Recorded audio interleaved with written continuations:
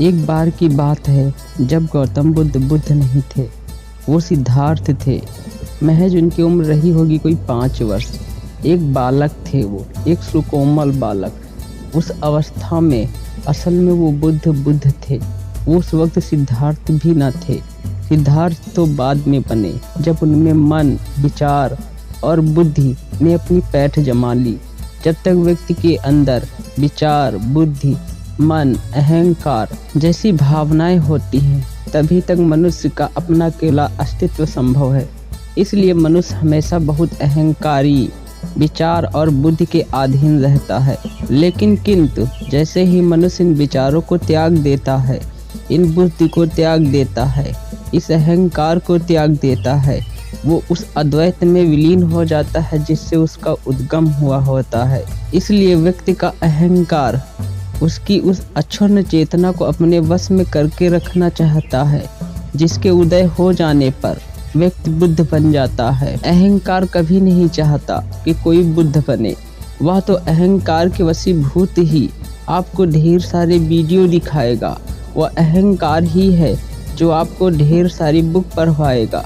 वो अहंकार ही है जो आपको अपने विषय में हर जगह बढ़ा चढ़ा कर बात करने के लिए कहेगा। वो अहंकार ही है जो 4 लोगों के बीच में आपको अपने मुंह से अपनी बड़ाई करने के लिए कहेगा। वो अहंकार ही है जो आपसे कुछ न कुछ हमेशा करवाता रहेगा।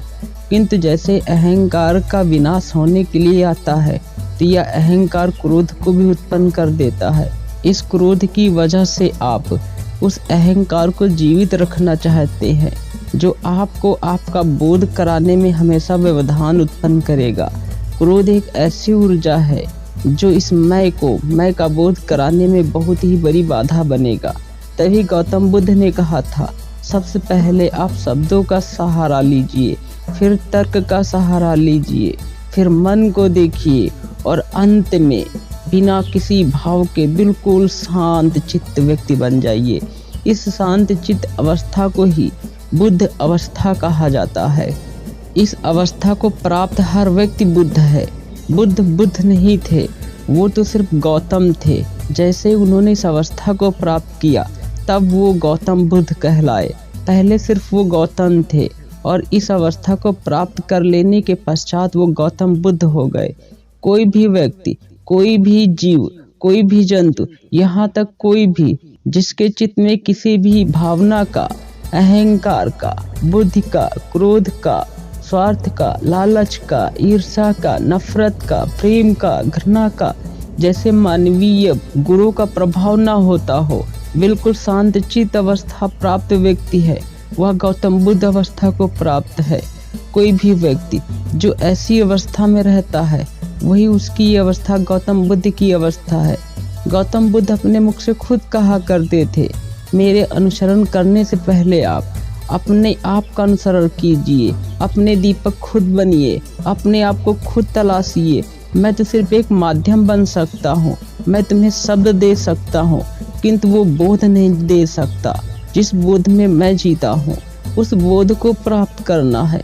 जिस बोध में मैं रहता हूँ, उस अवस्था को प्राप्त करना है।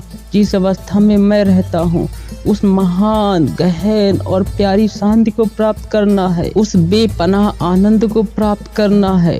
उस बेअथाह ज्ञान को प्राप्त करना है। तो उसके लिए तुम्हें स्वयं प्रयास करना होगा। मैं सिर्फ एक माध्यम बन सकता हूँ, मैं उस अवस्था को तुम्हें दिला नहीं सकता हूँ। तुम सिर्फ मेरे सानिध्य में अपने उस गहन अवस्था को प्राप्त कर सकते हो। तभी एक बार आनंद ने गौतम बुद्ध की मृत्यु के समय पर पूछा था, बुद्ध, जब आप नहीं रहेंगे तो हमारा क्या होगा? इस पर गौतम बुद्ध कहते हैं, आपो दीपो भवा, अर्थात अपने दीपक स्वयं खुद बनो। जैसे ही तुम स्वयं के दीपक बन जाओगे, तुम्हें किसी भी दूसरे प्रकाश की आवश्यकता न होगी।